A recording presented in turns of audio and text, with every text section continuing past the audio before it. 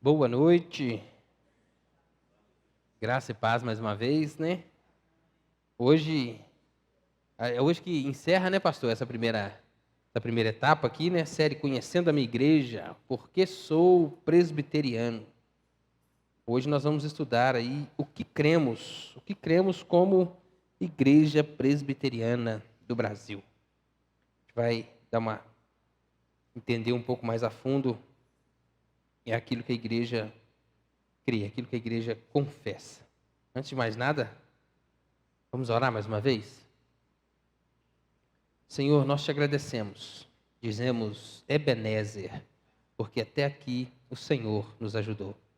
Pai, contamos, ó Deus, que daqui para frente o Senhor ainda irá nos conduzir, irá nos guiar, ó Deus, irá usar este vaso imperfeito, ó Deus, de barro, ó Pai, para mais uma vez, ó Deus, edificar a tua igreja. Oramos, ó Deus, para que isso de fato aconteça, que a gente saia daqui um pouco mais unidos, ó Deus, conhecendo ainda mais, ó Deus, a nossa igreja, conhecendo essa denominação, ó Pai, que cremos que é fruto também da sua graça, Deus.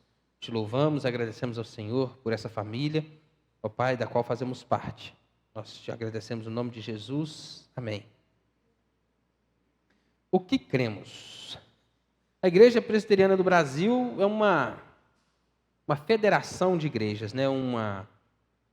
São igrejas de diversos estados, diversas regiões do país, que têm em comum algumas coisas. A primeira coisa em comum que a igreja tem é a história, né? A gente viu recentemente aqui como é que foi fundada a Igreja Presbiteriana do Brasil. Tem uma história em comum, tem uma mesma forma de governo, né? Tem também uma teologia, um padrão de culto e um padrão de vida comunitária. O culto, ainda que muitas vezes a gente muda, né, alguma coisa na ordem aí da liturgia, mas o nosso culto tem um padrão. Nosso culto tem um formato que todas as igrejas seguem ele, né? Toda igreja presbiteriana segue esse padrão aí. Muda alguma coisa na liturgia aqui ou ali, mas o culto segue uma norma, né, uma forma de se conduzir esse culto. Bom, a igreja presbiteriana, é claro, como qualquer outra igreja cristã no Brasil, crê na Bíblia. Não é verdade? Não é uma afirmação. Qualquer igreja que você for aí fora que diz que Cristo Jesus é o seu Senhor, que confessa Jesus como seu Senhor, crê que a Bíblia é a palavra de Deus. Isso é uma confissão. E também é a confissão da Igreja Presbiteriana Vida Nova. Ser confessional é ter um credo. O que seria um credo? Um credo, qualquer crença que seja oral ou escrita, um documento escrito onde eu professo aquilo que eu creio, que eu determino, que eu digo, que eu escrevo aquilo que eu creio, aquilo é um credo. Ou quando eu confesso alguma coisa, quando eu falo que eu creio em Jesus, quando eu falo que eu creio na igreja, quando eu falo que eu creio em Deus Pai, isso também é um credo. Porque eu estou estou dizendo para os outros aquilo que eu creio, estou fazendo com que os outros saibam aquilo que eu creio. O mais famoso dos credos aí, né, é aquele conhecido como o credo apostólico. Eu confesso para os irmãos que eu não sei de cor, não. Alguém sabe aí? Sabe? Então fala aí, ué. O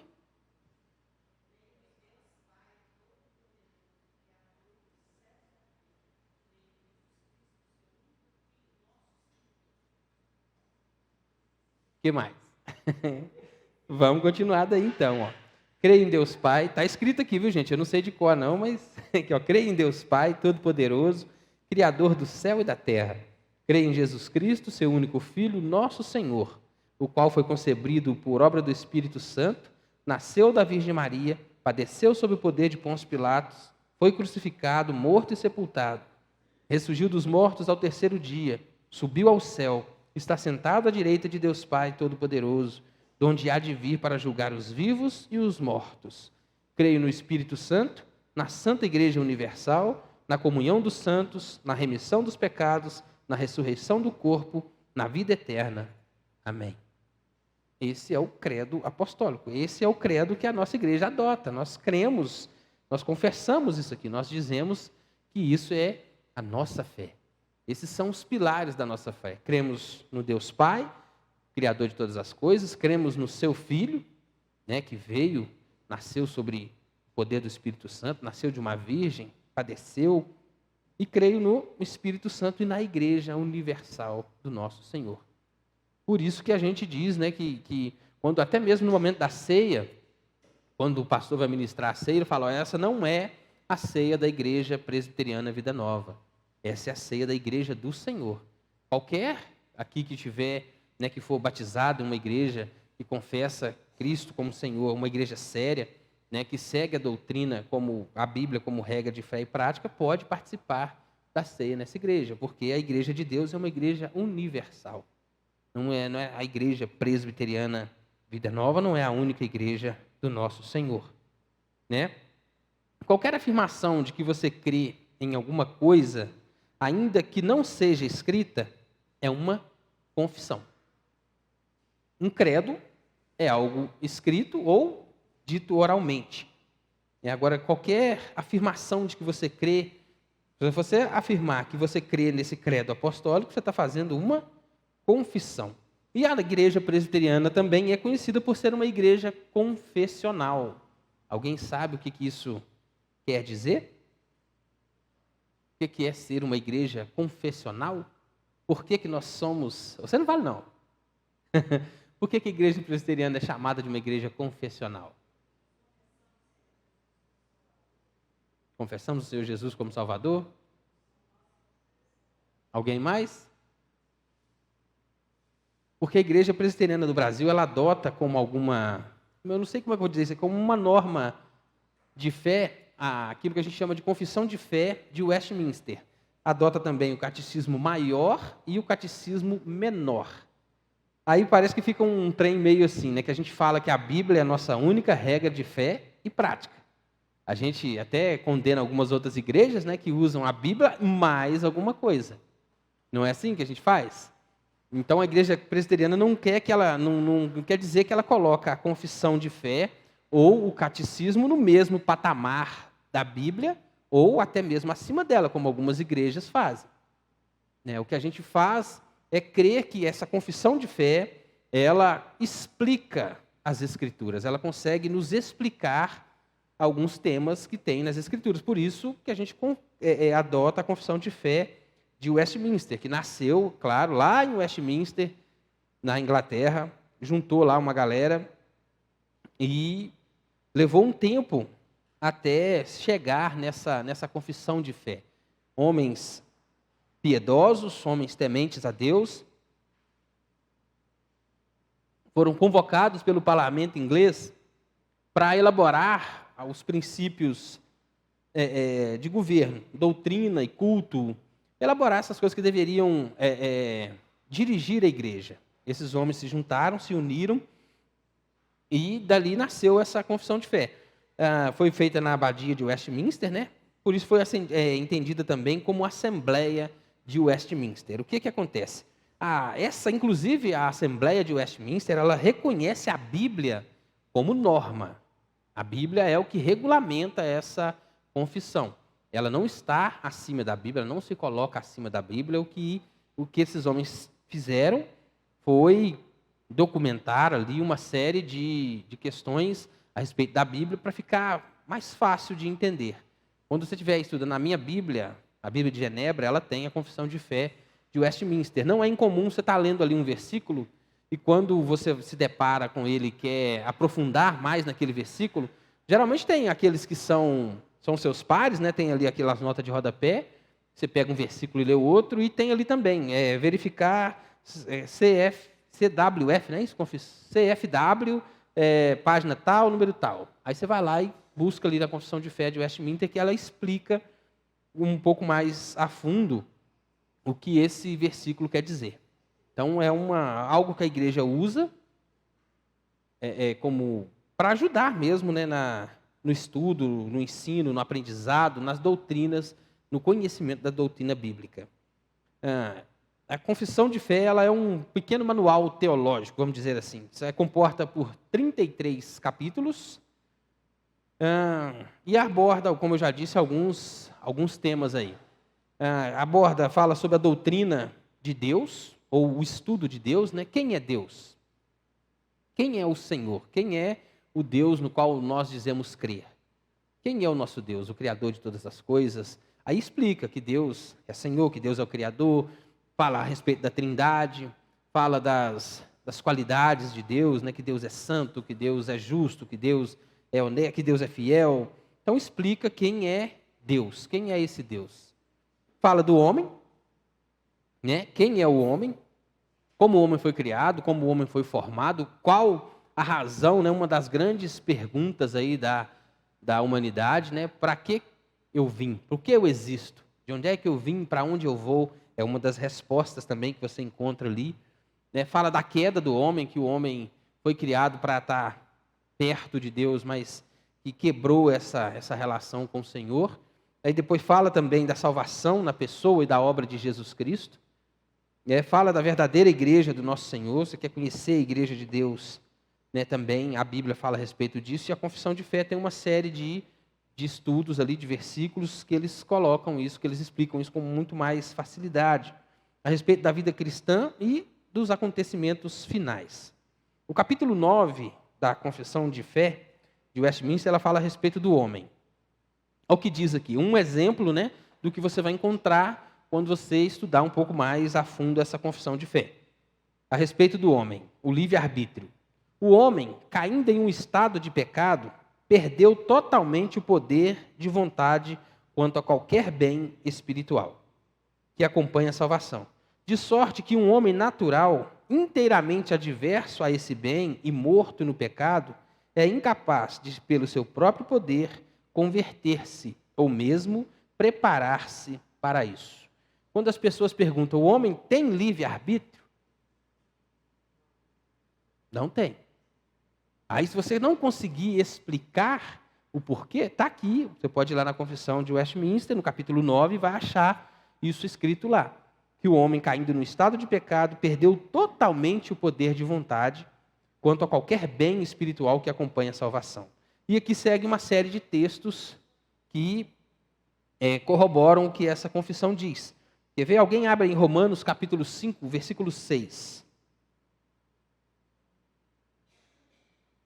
Aí tem aqui o texto de Romanos, capítulo 5, versículo 6, Romanos 8, versículos 7 e 8, João, capítulo 15, versículo 5, Romanos 3, de 9 a 10, são textos que essa confissão de fé pegou e baseou o que está escrito nesse pequeno trecho que a gente leu. Alguém achou aí? Romanos 5, verso 6?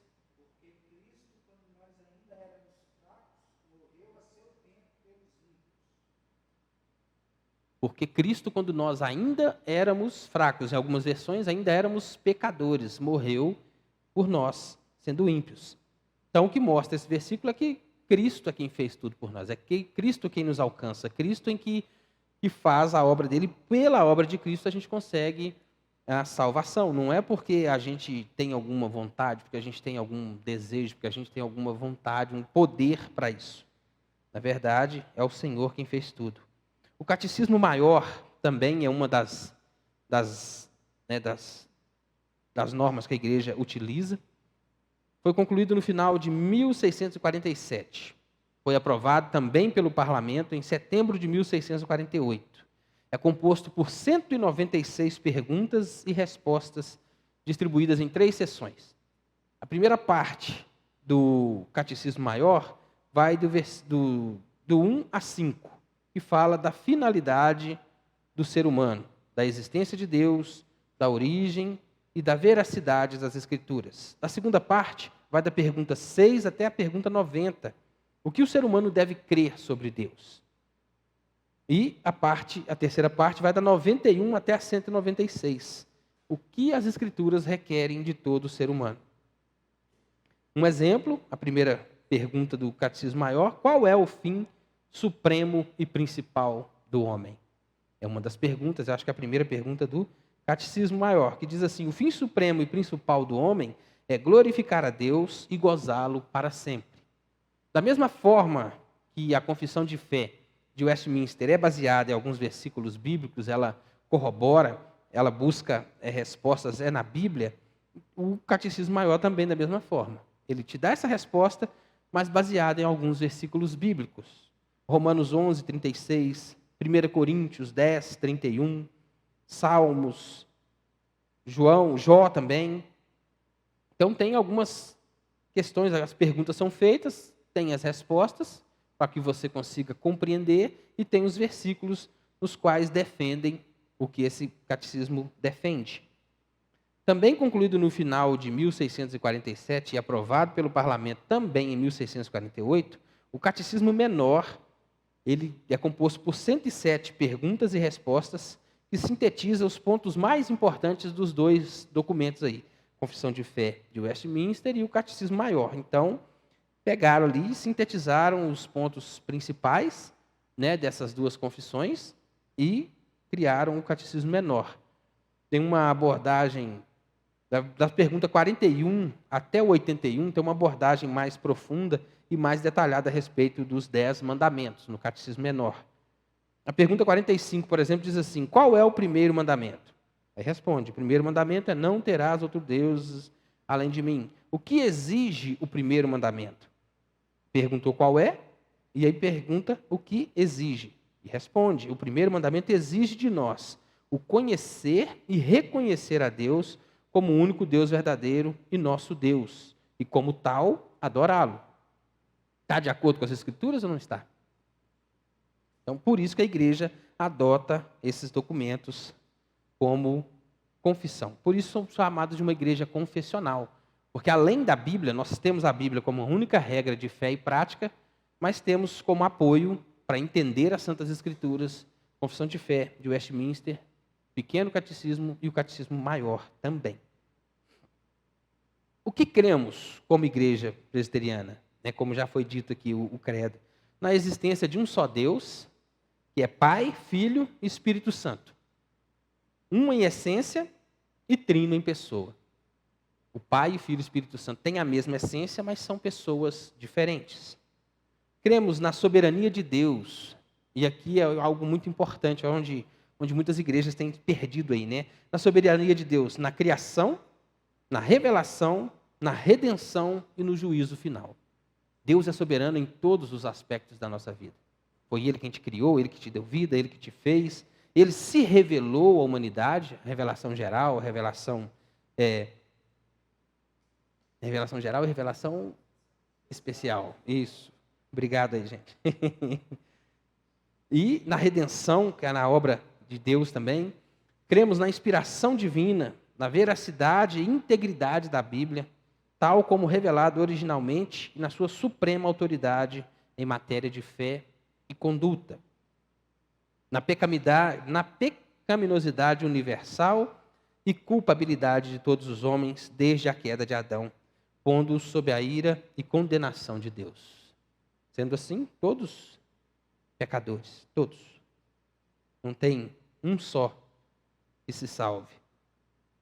Cremos na redenção, a redenção da culpa, da pena, no domínio e corrupção do pecado.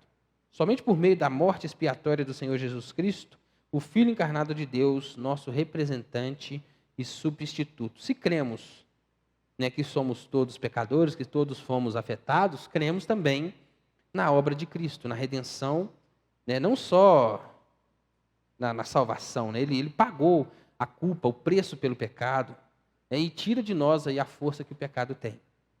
Também cremos nisso, na ressurreição corporal do nosso Senhor Jesus Cristo e na sua ascensão à direita de Deus. Jesus Cristo, Ele ressuscitou, mas ressuscitou corporalmente. A gente crê nisso. A gente crê nas Escrituras que fala que Jesus apareceu aos discípulos, foi tocado por eles, após a sua ressurreição. Cremos na missão especial e pessoal do Espírito Santo, no arrependimento e na regeneração e na santificação dos cristãos. É o Espírito Santo que age em nós, que, graças a Deus, nos faz arrepender, Primeiro nos faz tomar conhecimento, né, do pecado, da justiça, do juízo. Gera em nós arrependimento, nos regenera e nos santifica. Cremos na justificação do pecador somente pela graça de Deus, por meio da fé em Cristo Jesus. Cremos na intercessão de Jesus, Cristo como único mediador entre Deus e os homens. Cristo não só, né, veio e fez a obra completa na cruz, que foi suficiente, mas Ele está hoje à direita de Deus, intercedendo por mim e por você. Na Igreja Santa e Universal, que é o corpo de Cristo, a qual todos os cristãos verdadeiros pertencem e que na terra se manifesta nas congregações locais. Por que a gente considera tão importante o congregar? Estar junto, estar perto, porque a gente crê que na terra a igreja é a manifestação do corpo de Cristo. E nós somos membros desse corpo. Cremos na segunda vinda do nosso Senhor, Jesus Cristo, em corpo glorificado e na consumação do seu reino naquela manifestação. Cremos na ressurreição dos mortos, na vida eterna dos salvos e condenação eterna dos injustos. Concluindo, cada igreja cristã é uma face visível da igreja invisível de Cristo. Uma igreja local é uma organização eclesiástica e, como organização, ela necessita de princípios e normas. Não é diferente com a igreja presbiteriana. A igreja presbiteriana é parte da igreja de Cristo, mas também uma organização eclesiástica. Como organização, precisa de princípios, normas para se conduzir. A Igreja Presbiteriana do Brasil é constituída de muitos membros com funções diferentes, mas todos constituem um só corpo. O conjunto de normas eclesiásticas da Igreja Presbiteriana do Brasil, isso aqui é importante, foi concebido para ser o mais eficiente e o mais eficaz sistema de governo eclesiástico. Mas por que então que muitas vezes não o é, né? Se foi pensado para isso? Porque muitas vezes depende da conduta, tanto dos que elegem quanto dos que são eleitos para esses cargos. Depende de mim, que sou presbítero, depende do Hélio, depende do pastor, né, para que esse sistema de governo geralmente funcione da forma com que ele foi pensado, né, e leve glória ao nome de Deus. Como a gente sempre tem terminado esses estudos aqui, algumas perguntas para nossa reflexão, para ficar gravado aí. Por que a Igreja Presbiteriana do Brasil adota como exposição das doutrinas bíblicas a Confissão de Fé e o Catecismo Maior e Menor de Westminster? Por que nós adotamos isso? Por que a gente adota como exposição das doutrinas bíblicas esses três documentos? Ninguém? Ninguém? Está vendo por que é importante perguntar? Porque a gente crê que são documentos sérios, válidos, que eles corroboram a palavra de Deus. Eles nos ajudam a entender as Escrituras. Eles não estão no mesmo patamar das Escrituras, não estão nem perto disso, mas nos ajudam a compreender, e muito bem, as Escrituras. Como igreja reformada, inclusive, da Bíblia, né? Não existe um livro que está próximo da Bíblia. Mas algumas igrejas colocam alguns livros aí no mesmo patamar, né? E a Igreja Presbiteriana, apesar de adotar esses documentos como exposição das Escrituras, né, não crê que ele está no mesmo patamar delas. A gente se utiliza desses documentos para entender com muito mais facilidade as Escrituras, até mesmo para poder explicar para alguém. Tem muita coisa que a gente não sabe explicar na hora ali. Eu já fui perguntado uma vez no PG, eu não lembro mais a respeito de quê, e procurei, né, no Catecismo Maior, não encontrei, não me satisfez, mas achei na Confissão de Fé a resposta para que a pessoa queria. Porque é um documento, é válido, é algo que nos ajuda a compreender as Escrituras. A Confissão de Fé e os Catecismos Maior e Menor, eles regulam a Bíblia? Por que não? Na verdade, eles são regulados, né, pela Bíblia. A Bíblia é quem regula esses documentos, né? Cita aí alguma coisa, algum tema que nós cremos como igreja presbiteriana.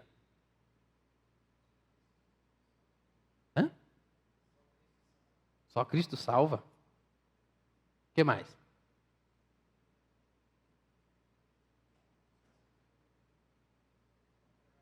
Ó, a menina está indo para os solas ali, ó. Só a Escritura, só a graça, só Cristo. Só lhe deu glória. E aí, Felipe, o que mais que a gente crê? Eleição, predestinação, tá vendo? A gente crê, tem muitas crenças. E essa eleição, predestinação, essas formas, esses credos que a gente confessa, são muito bem explicados nesses documentos, confissão de fé, catecismo maior e menor. Então, por isso que a gente utiliza deles aí para compreender com mais profundidade as Escrituras. Tá ok? Eu termino por aqui, agradeço aos irmãos aí pela paciência, pelos ouvidos, e que Jesus abençoe a noite de vocês aí.